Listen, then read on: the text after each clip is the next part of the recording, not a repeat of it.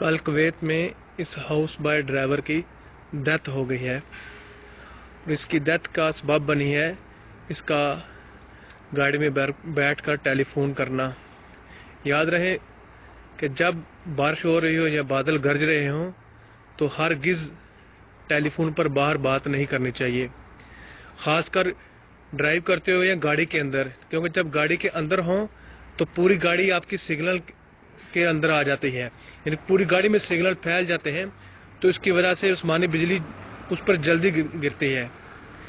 اس کو شیئر کریں تاکہ لوگوں میں آگاہی پیدا ہو، آگے کسی کے دوسرے کے ساتھ اس طرح کا واقعہ پیش نہ آ سکے۔